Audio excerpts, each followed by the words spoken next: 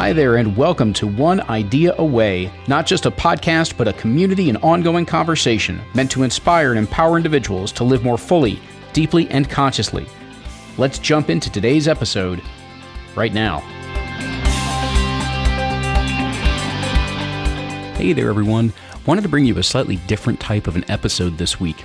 You see, if you're part of the One Idea Away community, not just following this podcast, then one of the things you've heard about is that we've started doing some live streams from time to time. And very recently, I just hosted a panel discussion on the idea of what is true and sustainable happiness. You see, for those of you that heard several months back, I was a speaker at the World Happiness Summit. And the field of happiness is one that has grown in extraordinary ways and quite surprising ways over the past 20 years. And so I convened a group of the professionals and coaches who happen to have been at that summit to share some of the perspectives that they have gained not only from our time there, but also in their own research, their own practice, and their own use. And so I put them together. We had this lively conversation over the course of about 45 to 50 minutes, and I invite you to drop in on that conversation now.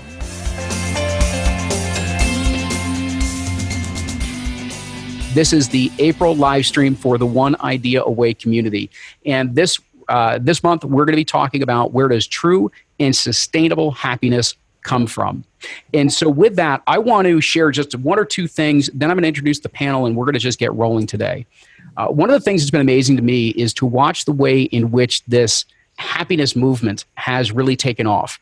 I will be honest, when I started to hear the rumors of happiness being the focus and that it was going to be the subject of the next book and the next talk and the next this and the next that from everybody under the sun, I was absolutely skeptical. I was pretty sure that we were going to get a whole bunch of self-help books on sunshine and rainbows. That's certainly what it felt like. I thought it was a platitude. I thought it might be trite. And I am here to say that I will eat crow because I could not have been more wrong. This really, truly is. And what's amazing to me is that there's a lot of misconceptions about what is really, truly meant by happiness, what this really does stand for, because it relates to something that's a lot deeper. It's not just the emotional state that we're talking about, but something that really helps us to thrive. I'm not going to, however, give you more than that because I do want to get our panelists involved and really talk about what that true happiness is. So with that, let me introduce you to the team that I have joining me here on One Idea Away today. First is Aliya Levinson Kehoe. Aliya is a business breakthrough coach who helps small businesses think big. She works with new coaches who struggle with a lack of direction and clarity and would like to successfully launch their coaching practice and attract all their first paying clients quickly with ease and confidence. She works with small business owners, entrepreneurs of all kind who struggle through the same type of issues, trying to hit those revenue goals, attract more high-paying clients. And at the end of the day, she's done some really interesting things to incorporate a lot of the science and practice of happiness in the way that she works with these high performers. We're going to hear a bit about that today as well.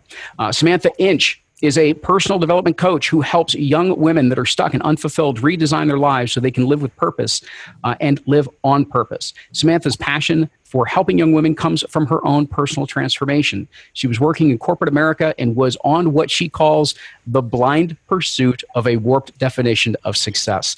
I didn't know that we shared this definition in common because I know exactly what she's talking about. She began a self-exploration journey, redefined her authentic version of success, and found her calling to help women do the same for themselves. She is trained and certified in applied positive psychology, has combined that with her own unique coaching methodology to bring happiness into the lives of her clients. And she's also working in-house at Jefferson Health in Philadelphia, designing all sorts of learning development, curriculums, training, and et cetera. But I mention that because some of the work that she's doing there and integrating there, I have a feeling is going to show up in our conversations today. And last, but certainly not least, is Marc Cordon. Marc is a positive psychology coach, professional speaker, founder of Make Money Coaching Program. He's the international best-selling author of Beyond Resilient, the Coach's Guide to Ecstatic Growth. He's received several coaching accolades from a little-known coaching institute called IPEC, and he's received pretty much every certification we have in energy leadership as a coach, core dynamics. We haven't gotten a few others done yet, but he'll probably certify in those too. And he has received his BS in neuroscience and behavioral biology, as well as a master's in public health and policy management. And he's been at this for over 2 decades with his clients. With that, panelists, I thank you so much for joining me here on One Idea Way. Yeah, right on. Thanks for having us. It's a pleasure. Absolutely. So I guess one of the places I'm curious, because I am an admitted original skeptic. I'm a convert to the happiness field over the last many years now. But I'm curious for each of you, a little bit of that beginning for you of how did you discover this work and recognize it actually was really something that you wanted to lean into. And so with that, Aliya, let me toss it to you first. Yeah. Well, to be honest, going to coaching school and being at IPEC really helped solidify some things that I kind of felt like I knew inherently, but didn't know that there was a field out there for this and that there was a place where you could actually learn about this. I think, being introspective and really thinking about, okay, well, how am I feeling in this moment? How is this contributing to or taking away from my success? The success and happiness of people around me has always been something I'm interested in.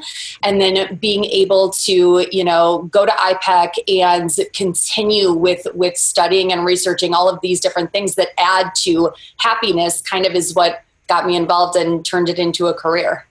Nice. Sam, I want to kick it over to you because I want to hear a little bit about this warped definition of success and how happiness, sort of the field of happiness, redirected it. It was pretty warped, Luke. It was, yeah. And I know I'm not alone. This corporate ladder was pretty addictive, and it was all I knew growing up. You go to school to make a living. And from there on out, it takes a really strong introspective, illicit person to question all of that, question the makings of what has become a very succinct and ingrained belief that you should be doing something because that was what you've been spending your whole life trying to do. So that was the warped definition. I try not to be negative about it, but it was very much an unquestioning and at times, I use the word addicting thing. So I was elbowing people out of the way. I was a person I didn't even recognize, trying to always get to the next step. And one day I woke up, I was actually in Greece, and I was talking to a Greek woman, which sounds kind of cliche and stereotypical as well, to be talking to a European about how the Americans are on a pursuit of success and sometimes never wake up from that, and how can we be, so fast-paced. So all of that got me started. It was just a teeny tiny catalyst, got me questioning everything I thought I knew about adulthood and making a living. And I guess that's what we would call unconsciousness. So I became conscious. I started to research. I started to explore the field of happiness. I didn't even, to your point, know what the field of happiness was. I started with philosophy. I started looking into Greek philosophy to understand how, have people for centuries and centuries been trying to find the good life. So that's what I started with. And then I found positive psychology, which was the mecca for me. And I found it. And I said, there's no way I cannot do this as a career. I'm on my own journey. But now how can I not help other people that are also like me, looking for more fulfillment and to slow down and start to make decisions that are conscious instead of what they think they should be doing. Nice. There's a few things that you mentioned that I do want to come back to. Before I do that, I do, Marc, want to get you into the conversation as well, because I'm a little bit curious for you how you first connected to this field of happiness and recognized it for more than what most people realize it is from the get-go. Sure. So I think the first thing was that I didn't realize how long I was unhappy. And I think I never named it. I didn't know what it was. I thought it was just fake it till I make it. And then one day it's going to happen. I'm going to start adulting, and that's going to be the life of happiness. Right. And I was working in higher education for about 14 years. And I was also in a PhD program in human development. And oftentimes in human development, you start off with pathology. What's wrong and how can we get them to a baseline level of just thinking about success, right? And someone came into my office one day and he said, Cordon, I just took the best class of my life. And I was like, bring it. And at the time I was a social justice coordinator. And I'm like, we're going to improve society. We're going to make everything better. And he said, I just took a class on happiness. And I was like, get out of my office. I said, get out of my office. Like, we have so many wars to fight. We have so many things to do. And I was just an angry Asian. And I looked into it and I started studying it. And it said, We have a lot of articles right now on pathology. It's on an 11-to-1 ratio when it comes to pathology versus what's going right. And I was like, this is a great opportunity for me to start looking into what's going right, not only for my students, but for myself. And the next thing I know, it was from the positive psychology world that I really looked into the coaching world. And I didn't see the coaching world as a bunch of hucksters or snake oil salespeople. And I was like, this coaching world can really benefit from the empirical data that is being cranked out right now. And so by the time I got to IPEC, it was a win-win situation to be a part of a positive psychology program and a coaching program. Excellent. So you also bring up several things. We've got a whole lot of tracks that I want to get into. Before we jump into the what's right perspective, because I think there is a tremendous amount to learn, and I think that's a big part of the shift that's been going on. Before we get there, I want to talk a little bit about some of the misconceptions of what happiness is and what even this field is for a moment. And let me begin with kind of one of my own observations. And Samantha, I'm going to ask you to add in on this based on the ladder that you were climbing, because for so much of my life, and I saw this within my own life, I saw this within friends and family, and then ultimately saw this later on with clients, where happiness was a happiness when. And it really became a happiness when syndrome, which was all around this idea of when I do this, meaning when I get the promotion, when I get the relationship, when I get the title, when I get the car, when I get the house, when I get the 2 dogs running around with a picket fence, whatever it's going to be. Those were those moments in time where you were allowed to step back and go, okay, now I'm happy. And of course, it would last for about 3.5 seconds.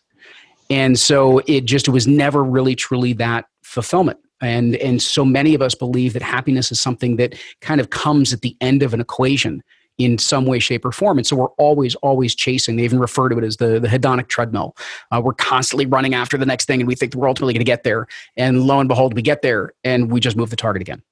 And so, Sam, I guess the part that I'm curious about is that idea of happy when is kind of that carrot that for those of us that are admittedly the type A personalities or recovering type A personalities, depending on how you want to go there. It is such that idea of moving away from that terrifies us but we're going to lose our drive. We're going to lose our motivation. We're going to lose our ambition. So I'm just kind of curious, as you recollect through that journey that you've been through, what was it that, what was the information, or what was it that stood out to you that had you say, there's something here that I can believe and I can actually leave this behind? Because that's a big leap for most people to be able to make. You're so right, and well summarized, because everything that you said is probably milestone by milestone what I went through. So perhaps it was because I found that I did get that great leader, the top 5 person in the country. Like, I was part of all of those things that you would think would satisfy a person. Then I got the next promotion. Then I got to move to the place I wanted to. Then I was engaged. And it was always about the next milestone, whether it was career or life. And maybe it was because I said, these things are lovely and they're fleeting and they give me positive emotion, but they are just that. Then nothing's going to be, then it's not going to be enough. Then I'm going to just want the next thing. And I am driven and I am ambitious, and it's okay to be that. But what I connected the dots, which everyone listening to Luke can do, is that they were all external. They were all outward milestones, achievements, societal things in life that we all aspire to do because we are told that those are the right things to do. But I never checked inside myself. I felt that there was something off, that the fulfillment wasn't there between who I was and what I was striving for. But as soon as I turned inwards and I started to focus on who it was that I wanted to be, the values that I really aligned with and held myself to, then the goal setting around those next milestones just became more authentic. I wasn't lost in trying to reach for something that I didn't know why I was reaching for. There was a disconnect between the things that I thought I needed to be and do, and the true person I was. So once those the gap was reduced and the delta was reduced between those two things, I think things started to make more sense. And so I guess the summary is going from an outer milestone to an inner satisfaction or an inner search. So I now I want to carry that further, and Aliya, maybe you can help me out with this one, because I think as we begin to recognize that happiness is not something that can be found externally, and we do start to look internally for it, one of the other challenges that I've seen others run into is this association of happiness and pleasure. Right. So that pleasure is that is actually the happiness. That's what we're trying to evoke. That's what we're trying to feel. And that's part of what we're trying to pursue. I'm curious what your experience with, has been, because that's another one of those misconceptions that happiness is really not simply pleasure. That's a kind of a small piece of it. Yeah, definitely. And that's such a great point. And I think there's a difference between happiness and joy. Like, to me, the idea of joy is this internal kind of like sensation almost that you're stepping into and truly feeling. This all we kind of talk about it in these big ideas, but at the end of the day, this is all a feeling. So the idea of choosing the feeling of joy, and I think it differs person to person, and really thinking about what does that mean. I think when some people think about this, when I first think about it, I'm like, well, joy and happiness is chocolate. It's like cookies, and it's friends and it's fun, and those are all great things. But what is, what I like to focus on is what really is that feeling of, being so connected to someone or something or an experience where you're just in this sensation of, wow, like I'm in such gratitude that I get to experience this. So I think kind of pulling away from that external, as you were saying, Samantha, pulling away from that external, well, happiness is that chocolate, or happiness means the next job or the next, relationship, but that happiness really is something that we can choose at any point, and determining within our values what that means for ourselves. Yeah, I think you're starting to get into something as well, because this idea that, sorry, let me start it this way, is that happiness is actually something that is a much deeper state. So it is not only the emotional trigger, the emotional reaction to something pleasurable that we may have experienced. Sure, that's great. That's not saying don't go out and have wonderful experiences like that. But there is something that is much more stable within ourselves. And there's something that is a much deeper reservoir of that happiness, of that joy state, that sort of underpins and underlines our lives in different ways. And there are ways of being able to evoke that. There are things that we can focus on that make that state come out more.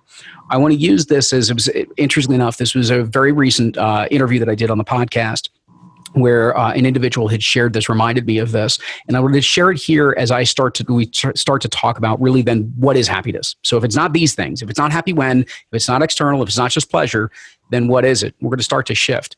And he had reminded me, and I'm going to paraphrase this because I don't have the exact quote in front of me, that Gandhi had once talked about happiness as being when your internal and your external worlds align. Your internal and your external worlds align.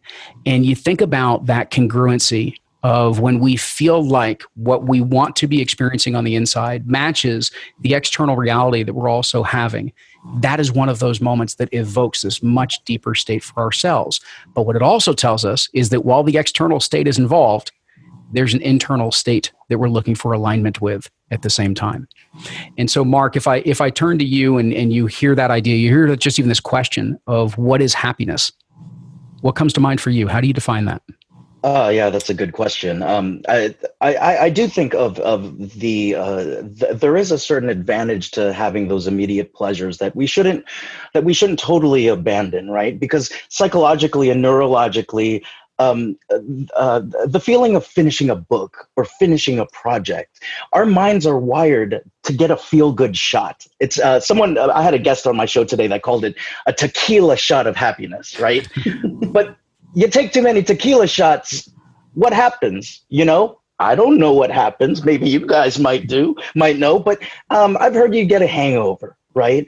And so there's this other type of happiness that's I definitely heard Samantha talking about, and Aliya, you definitely directed at. That is much more inner, and I definitely know that.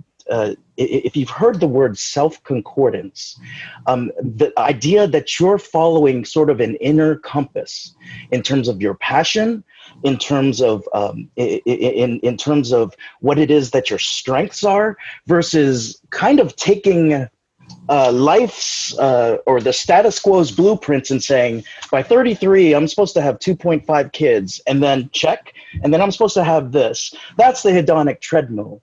When you're starting to operate in self-concordance, you can answer a question to me when I ask you, on a scale of 1 to 10, how much do you feel like you're living with passion right now? 9 or 10, Cordon. If you can also answer the question on a daily basis, how much do you feel like you're getting like pleasures from the work that you're doing? 1 to 10.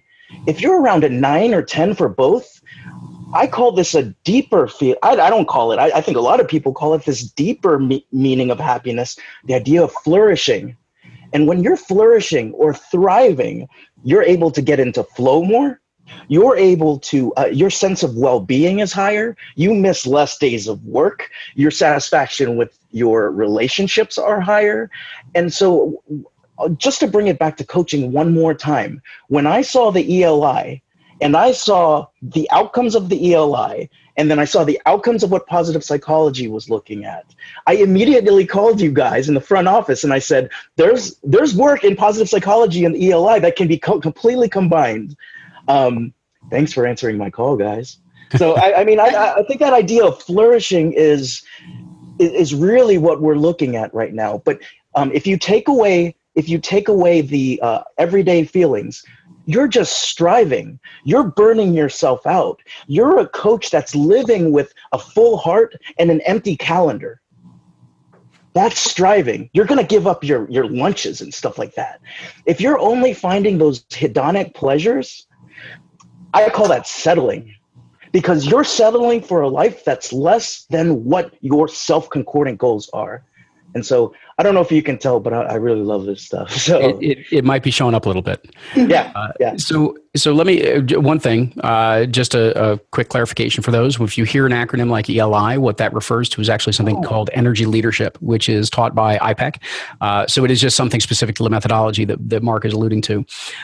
Sam, I want to pivot over to you for a moment to expand on this in terms of, as well for you, of what is happiness to you.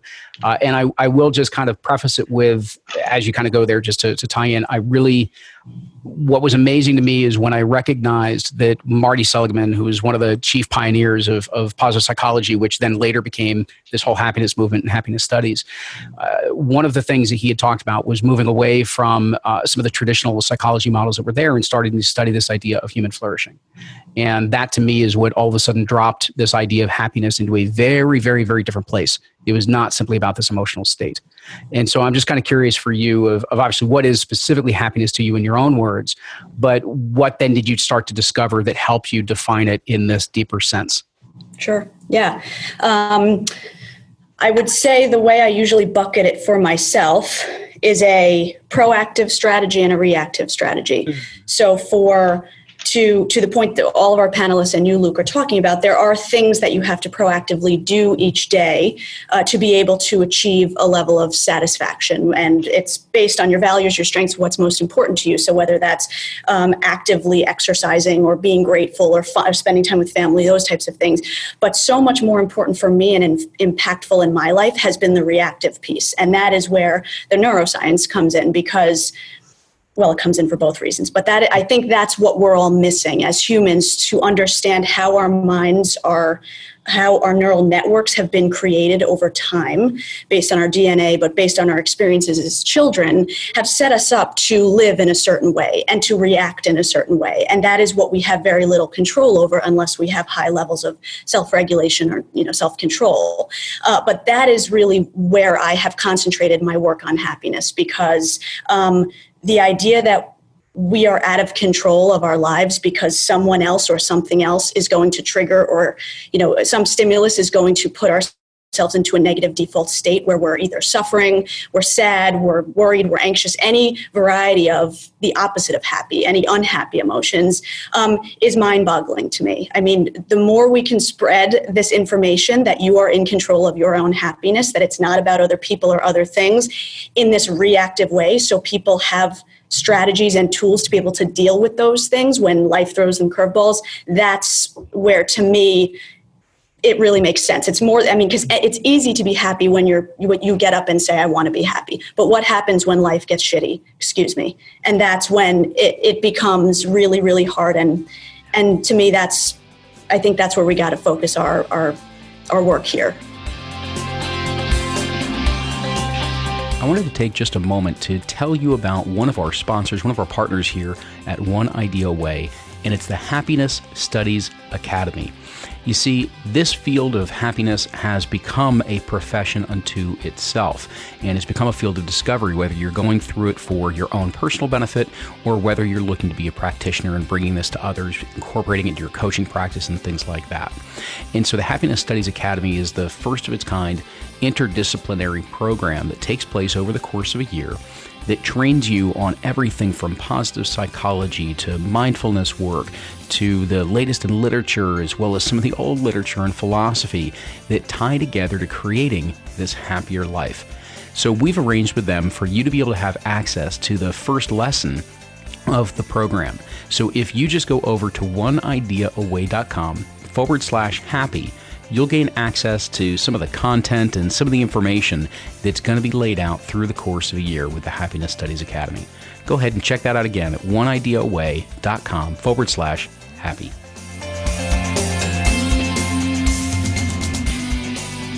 So let me throw this out to you guys, and Aliya, maybe we'll start with you, but we can certainly jump this one around because you're also, I think, getting into a very interesting finding that has begun to occur over the last couple of years, and it's that at times the actual pursuit of happiness can make us less happy.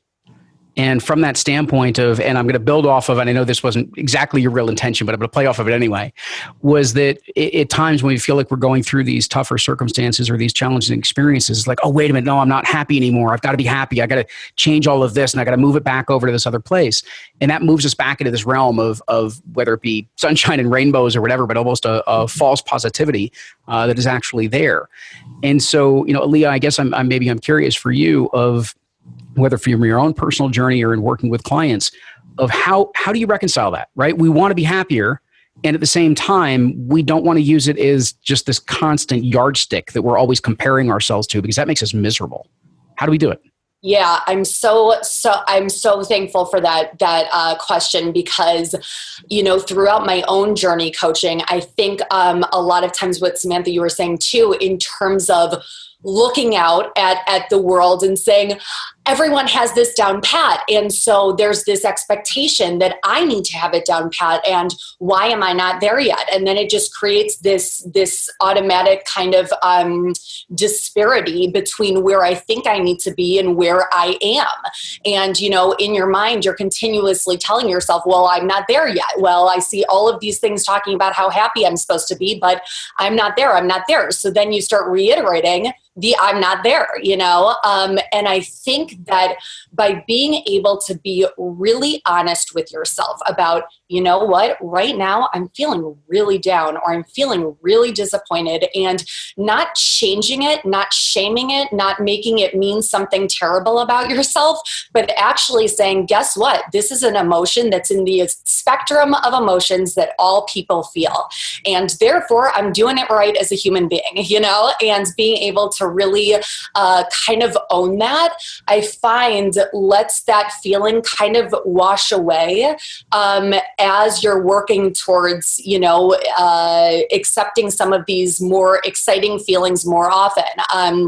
Like all in all, I think that if we turn on ourselves because we are going through a more negative emotion, then we're topping that negative emotion with more negativity. So really being able to be honest with where we're at and being okay with it and really taking the shame out of that, I think I know for myself, having that awareness really helped me progress into a state where I am feeling happy much more often because of that. Yes, something actually, because of even the way that you frame that, something I want to interject into here is it's one of the reasons why I mentioned Marty Seligman, who's kind of one of the pioneers in the field, but I also want to mention Tal Ben-Shahar, because one of the things he talks about is this idea of being a whole being, meaning that it's not about being happy all the time. That's not the case. A lot of the people, they joke, when you meet researchers and experts in this field of happiness, they're not always the happiest people in the world either. They're real people. They experience the full range, the full spectrum of emotions, as Aliya just said. And so it's all different parts of the experience. But the piece that I wanted to tie back in here with what Tal Ben-Shahar brings up and some of the things that he talks about is that when you do the proactive side of happiness, meaning these practices, and we'll talk about what those come from in a moment. When you do those types of practices, what happens is you become more resilient. So yes, you're going to have those downtimes. You're going to have these tougher experiences, and that's fine. Have them. Experience them. They're coming up. It's a normal human emotion. And at the same time, you're probably going to find that you bounce back quicker as well. And you get back into a different state, that more normal, thriving type of state more often as well. And so anyway, I wanted to interject that.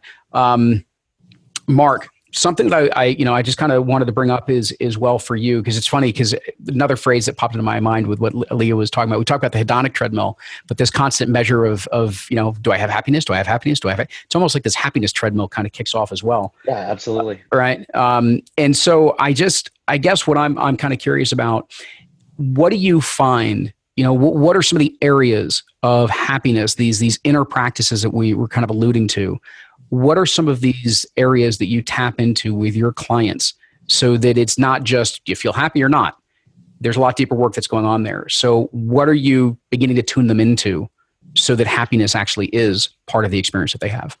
Yeah, absolutely. I think the very beginning piece, and I'm so eloquently spoken about, and I'm not going to say it because Aliya said it, is allowing the client, the person, the friend to feel the feels. It's the pressure is suddenly taken off to be happy all the time, and it's a really tough world right now, because if you guys are in the Facebook group watching, you probably are scrolling right now and everybody's putting up happiness stuff right now, or vulnerability is becoming punk rock too. And so people are posting about their vulnerability stories as well. So I think vulnerability is going to be the next thing that people talk about, but I digress. But when it comes to clients will often come in wanting to work with a coach. And I think the first thing that the distinction that has to be made is, what can I do to best serve this person? And sometimes the person may be so unhappy that it's out of my line of work as a coach. And I might not need to make a referral to someone who is more trauma-based. A professional psychiatrist or something like that, right? And then when we get back to around a stable place, we can start looking at growth from 0 to infinity. But if you're in a negative place, feel the feels, find the right tribe. The next thing is, we've been hearing about this for years already. It's nothing new. The idea of strengths-based work. What's going well for you? In my previous job, believe it or not, I didn't use zest and I didn't use humor. I wore a tie every day, no red hair, nothing like that. And I was very by the books because I was afraid of being fired. I was afraid of not becoming a dean. And when I looked at my top 5 strengths, my love of learning, the zest, and having fun, I was not applying that. And that's why I was one of the most happy guys out there. And so when you start to when you begin to work with your strengths and take action around that, that's something big. I also have seen a lot of people who know what their strengths are, they're working on it. And there's this idea in positive psychology called the declaration, right? This is where you say, this is who I am and this is what I stand for. Suddenly your mind starts looking for things to confirm that. Suddenly my clothes become ways for me to get over walls instead of me waiting for things to happen. I become more tenacious. I become more creative. And so I think in working with clients, oftentimes folks will come in pretty unhappy.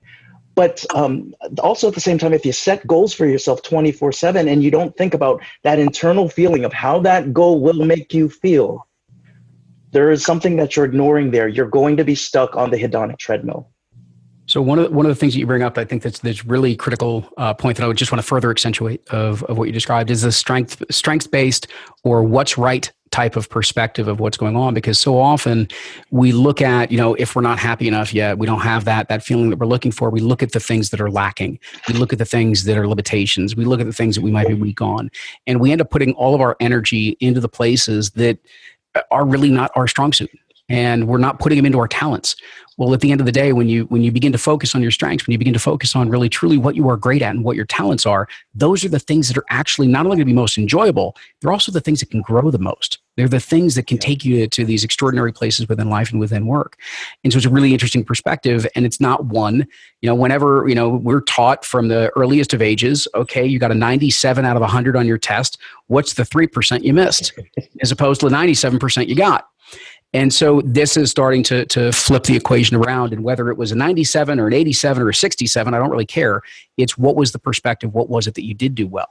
How can we take a look at that, and how can we build off of that? And so, Sam, I wanted to pivot a little bit to you. If there's something else you want to add to the strengths conversation, by all means, because I saw your head nodding the whole time there. But I'm also curious a little bit about some of the models for happiness. Marty Seligman teaches PERMA. Positive emotions, engagement, relationships, meaning, as well as accomplishment. Tal Ben-Shahar teaches SPIRE, which is the spiritual, physical, intellectual, relational, and emotional aspects of well-being and of happiness. And so I'm kind of curious for you, what are some of those, if you think of your own model or one of the ones that you follow, what are some of those kind of deeper aspects that you dive into in your own work that really help people start to build this foundation of happiness within their lives? It's a great question, and I will combine the two, the strengths piece and the what works well, because it's all related. I was taught by two graduates of Marty's master's in positive psychology at UPenn here in Philly. So that's the one I'm most familiar with. And you're right, the what's working well, appreciative inquiry-based approach is now how I live my life and what I use with my clients. So Marc talks a lot about strengths. He's talking specifically, perhaps I'm assuming, about the VIA test, the VIA assessment. Which gives you your, top 24 strengths, and it gives you different ideas of how you can use that. And that's also related to something called job crafting, which there's a million ways to use those strengths in coaching and work and life and relationships. But in terms of the PERMA model, I think I very much focus on an appreciative inquiry based approach, a what's working well approach. I'm a big fan of Barb Fredrickson's research on the broaden and build theory. So knowing that when you are focusing on what's working when you are taking that negativity bias and getting rid of it, because we're not getting eaten by saber-toothed tigers and it's not helping us in the modern day life. Unless you're going to get hit by a car. But if you're in the office or in a building and you're not under a physical threat, you want to focus on how to look at new ideas, how to think innovatively, how to be more curious. And when you're in a state of looking for things that are going right and using your strengths and looking for things that have worked well for you in the past so you can replicate them again, cognitively, you're so much more open to life. You notice more, things stick in your memory more. So I think in the PERMA model, I know I'm talking specifically about the P, but I think it serves as an umbrella concept, and it can be applied to so many different activities, so many different tools in coaching, in consulting, in life, to be able to constantly flip it on its head. Any question, instead of how do I focus on that 3% and why didn't I get there or reach that milestone, it's looking at what I did to get the 97. What can I do again to make that happen? What made me feel good and accomplished about that? So I'll definitely cite broaden and build. I would look into negativity bias just for a bigger understanding for all those listening of why all of us kind of go to that negative place, which is what Luke's referring to first, why we can't avoid that. It's really not our fault, but how we can flip that on its head and do that more often, really train our brains to think differently. Yeah, it is amazing because I think it is important to understand a little bit of our wiring. And, when we talk about things like negativity bias and some of the other things that have also come out of the neuroscience field as well, it helps us it gives us an appreciation for this is sort of the way that physically we are built.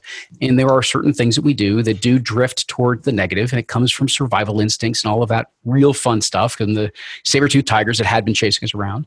And it's important for us to know those types of things simply so that we recognize that part of what we're trying to change is something that is ingrained within us, There's nothing wrong with us. It's what makes us human. It's part of what the experience is. So there's nothing broken. Matter of fact, it's working extraordinarily well for what it was designed for. It's just not what we need today. And so these are now the types of tools and the types of strategies and the types of insights that allow us to begin to make those shifts so that we can start to change our innate programming in a different way. And I guess, Aliya, if I pose it out to you, because you've been diving into this field, you've had the chance to go to the World Happiness Summit as a facilitator a couple of times. I'm curious for you, as you've watched this field, what's one of those changes in the way that it's evolved that you've really appreciated? Because I've certainly noted a few, even just in the last 2 years.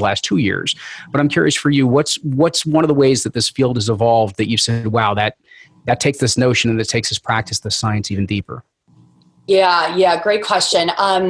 So one of the things that I've kind of seen is a willingness to embrace ambiguity a little bit, knowing that yes, we have a tendency to want right and wrong.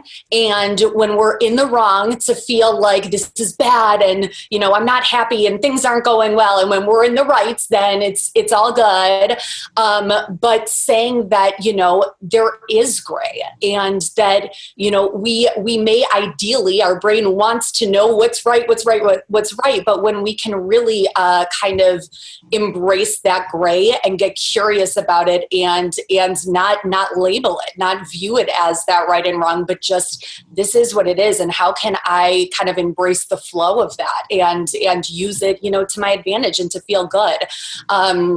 I think I've seen within this industry, within this community, that more and more people are saying that, it comes from within. It comes from the person. It's person-centric. There is no one right way, and that's okay. I've seen marketing become a little different. I've seen the way that people are talking about it become different. And it's awesome, because to me, it feels more authentic, more real, and like we're really giving people the chance to say, we know you're smart. We know you get this, right?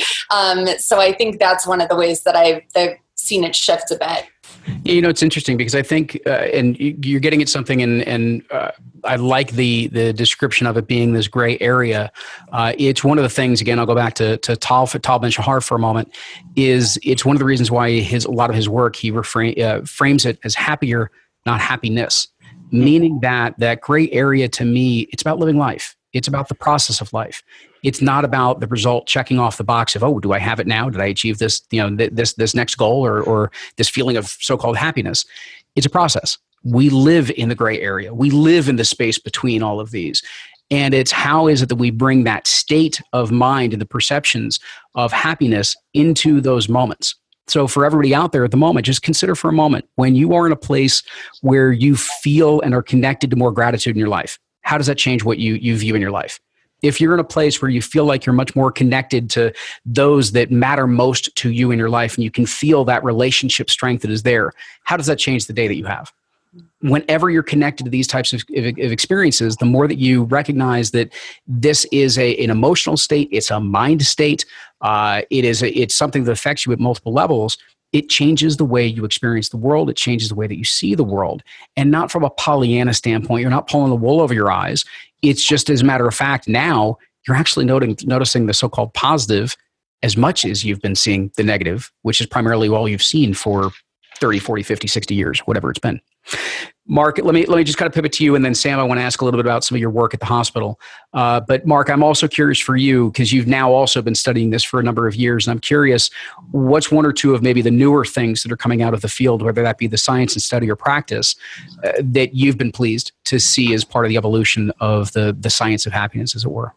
Yeah, well, what I really like about what's going on with the science of happiness is that one of the things is that we're now going back to, now that we know the science, let's commit to the application of happiness. And not only the application of me being happy, I'm reading the books, I understand it. But as someone who is maybe moving up a little bit more closer to flourishing, or sometimes away from it, what is my responsibility to the greater good? What is my responsibility to create a happier community, right? And then I know they're calling this the second wave positive psychology movement now. It is the gray area that Aliya is talking about. It is the positive psychologists and the Seligman saying, yes, when we initially came out, it sounded like the 24/7 giggles and Taco Tuesdays every days, but it's not that. It is the embracement of the totality of well-being, right? This idea of post-traumatic growth now, the idea that, we've always heard things like, what doesn't kill you makes you stronger. But now they're actually identifying factors of when we go through a traumatic experience, how can we actually raise our functioning and our well-being after that? There's another one that's coming out called post-ecstatic growth, which is awesome. After we've experienced an amazing thing, like for people who went to the World Happiness Summit, how can we grow from that without any pain at all? So this idea of pain without gain then begins, you begin to think about it, and it's like, that's not the only way to grow. I don't have to put myself in pain all the time. And so I think these are some of the beautiful things. I think Duckworth and grit, the resilience movement is definitely picking up a lot of steam. So I think that's great. But I think when you're applying this to community and well-being, you're onto something awesome. Yeah. Sam, I wanted to, because Marc even just brought up a key word here in this happiness conversation, which is the application of it to well-being. Mm-hmm. And you specifically work within that healthcare environment. And so I'm curious just a little bit of the nature of your work in terms of when you have brought this into the healthcare environment, whether it's directly touching just the professionals, practitioners, or even touching the patients. What is this implication of when we focus on these happiness aspects? What's the implications that this actually has for our physical well-being? Right. It's a great question. So yes, we know our clinicians need this more than anything. But to Marc's point with the second wave of positive psychology, I'm not going to a nurse manager and telling her to smile, or be happy because I'll get smacked in the face. This is not, this is not about sticker smiley faces. This is about how to teach those reactive strategies to professionals, to these clinicians on the front lines who are saving lives every day, who are burnt out. So it's about teaching them self-compassion, teaching them how to bounce back, really how to build resilience, how to build grit. And I'm focusing on really, my angle is talking about emotion in the workplace in a way that we've never done before. And emotional intelligence has been out for a very long time, but I'm combining that with positive psychology, with coaching, to talk about it in a way that isn't taboo anymore, to allow vulnerability, because emotions are seen as weak, especially with the especially with our physicians who are very serious about what they do. But it's about breaking down boundaries, strengthening relationships, and enabling and facilitating a dialogue that's not about the hard skills. So, healthcare, medicine, it's very much about the medicine, and that's it. And the in-between stuff, the politics, the emotions, the stress, the anxiety, the burnout that comes as a result of doing your job is not something we're talking about enough. So I've created a new position here it sits in HR, but it goes out into the field in several departments. We do series every month on different topics like mindfulness, growth and fixed mindset I'm teaching, all under this umbrella of talking about and dealing with emotions in a more effective way. It's going to increase productivity, longevity, your life satisfaction, your work satisfaction, and ultimately make you a better doc or nurse or clinician for your patients. So it's been about 9 months. I'm rolling it in and combining it, but so far we're seeing some great results. Thank you for asking. Yeah, no, it's amazing to me because you even allude to it as part of the training of the soft skills, as it were, and something that certainly for those that have been in the coaching, HR, training development, OD type of space have dealt with some of these conversations for a really long time. And it's interesting because all of these different areas that do help us with the soft skills, what we're talking is social and emotional intelligence. We're talking about the recognition of where is somebody coming from and why are they coming from that place. Some empathy, compassion, those types of things. What all of this helps us do is it helps us to form better relationships in all of these different areas of our lives. Well, one of the things that we can tell you now is this has been proven, is that relationships are probably the single greatest, most important thing to your well-being, to your happiness, and to your longevity. Like across the board. And so these so-called soft skills, because we don't want to get into that mushy stuff to have good relationships and things like that. It's about getting stuff done.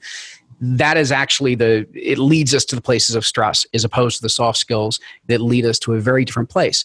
Now, the other thing that's really interesting is that those soft skills not only enhance our ability to relate, which enhances our well-being, enhances our happiness, our longevity, and all of that is also tied to greater productivity, greater career advancement because of it, and all sorts of other real hard stats, hard data that are supposedly what performance is all about. So it's a really interesting interconnected web. I mean, we can only barely touch on this stuff today because there's just so much that's emerging from this field, and we wanted to give you some exposure to it.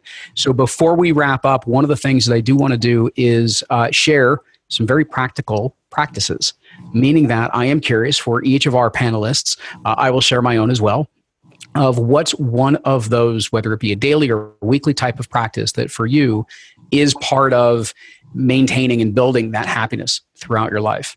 Aliya, let's start with you. What's that happiness practice for yourself? Yeah, well, I will list two. So the first is journaling or leaving myself a voice note on my phone. I'm a verbal processor, and when I am going through something, I really want to understand, well, what am I coming up against? Why am I feeling this? Where is this coming from? Can I change it? What does this mean? So being able to write it down and really get honest with how I'm feeling in the moment is one of the most important things that I've done within my personal life, within my business, all of that. The second one is having a dance party by myself in my apartment. I think that we, especially during the day, are so, controlled and caught up, and I need this, and this done. But if we let go and get into our body and have fun and dance to our favorite song and just really have that release, there's so much wisdom that comes from that. I believe it's kind of crazy. So I like to incorporate both of those all the time as much as I can into what I do. Outstanding. Marc, how about for yourself? I think two things. I think the first thing that I can always work on a lot, that I always want to work on is self-compassion. I've beat myself up for a pretty long period of my life. And my gremlins will creep in and say, you could have done that better. You could have stuttered less. You could have talked less during when Luke gave you the mic. So I think self-compassion and self-forgiveness is something that is big. And I guess the moxie comes up as a result of that. The other thing that I love is based on the idea of hope theory. So hope theory is one of these things that's like emotional intelligence. It says that you can get greater results with the idea of hope. Essentially, it's broken into three things. The first thing is declaring your big, hairy, audacious goal, right? That is self-concordant. So I remember when I'd never finished a manuscript in my life, and I wanted to write a book. That was my big, hairy, audacious goal. And I had a lot of willpower. I was surrounded by friends. I hired a coach to keep me accountable and keep me going. But then also I was doing things with the idea of, along the way, it's going to get hard. Let me plan ahead. So I have a list of things that when it gets hard, I can continue to push through and have the hope to finalize this manuscript. So it was boosting willpower and way power. So if I hit a wall, the GPS will reroute me. And it will reroute me to my big, hairy, audacious goal. And I think hope theory is such a great thing nowadays because we run into so many walls. And it really is, the new positive psychology is ups, downs, all arounds. So. Yeah, I like that. Sam, how about for you? What's your personal practice? Yeah, I'll keep with the theme of a twofer. The first is definitely gratitude journaling. So, Aliya, you talk about journaling. You could do that, positive, negative. You could do judgments, self-talk, whatever it is. But doing that 3 good things exercise, which is a famous, exercise. I know we do it in coaching, but of course in positive psychology as well. It's a forcing function, and over time, it trains your brain to start searching for the positive instead of the negative. And it's a really kind, calming thing to do at the end of each day. So I do that before I go to bed. And I also practice mindfulness. So I'm teaching it now here at the hospital. I teach it to my clients. It's a benefit is definitely stress reduction, but it's not the goal, as I'm sure you know, and if any of you listening have heard of mindfulness, it's all about objectivity.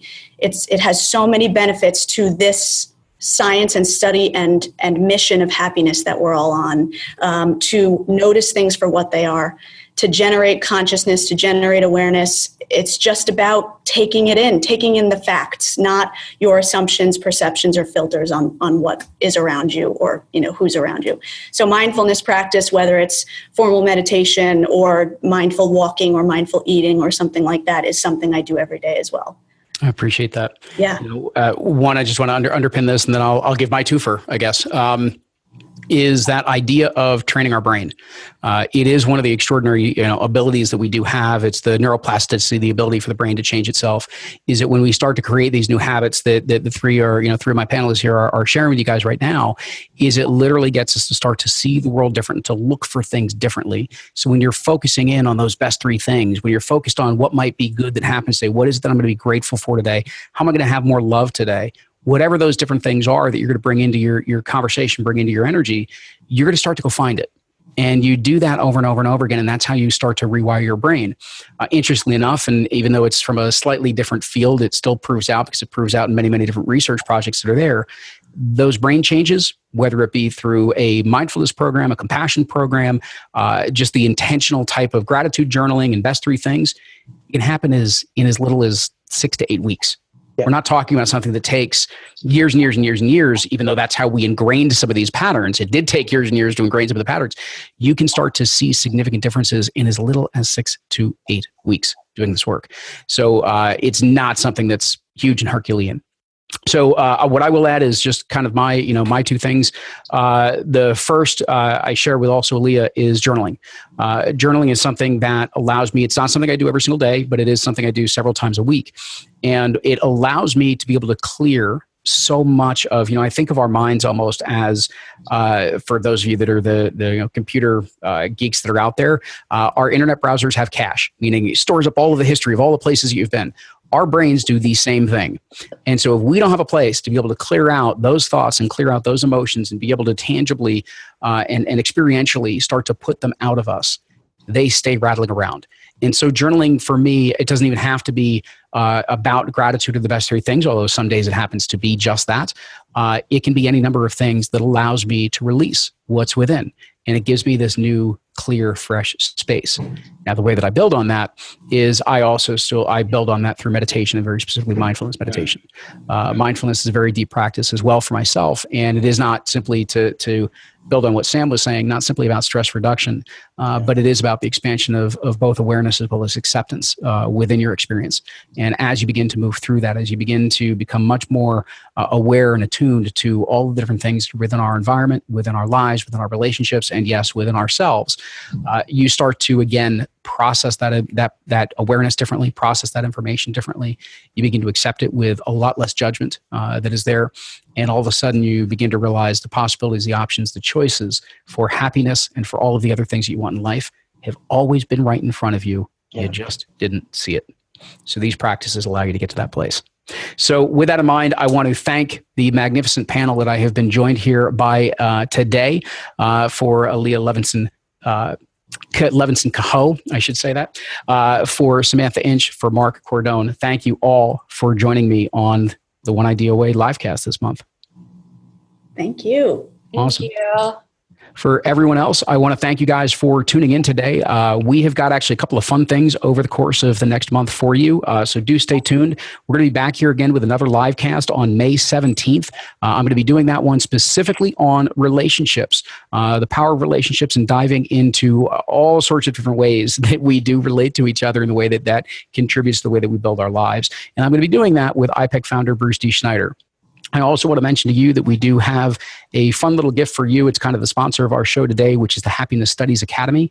And we have arranged for you to be able to receive the first lesson from that academy as part of a new program that they're going to be launching on Happiness Studies and the Science of Happiness. And so if you go to oneideaaway.com/happy, I believe you will find those posted inside of the Facebook comments as well as here on the Zoom board. oneideaaway.com/happy. You will find access to that tool, that exercise, and that content. And otherwise, guys, I want to thank you so much for stopping in on us today and being with me, the panel, and the One Idea Away community. Thanks again.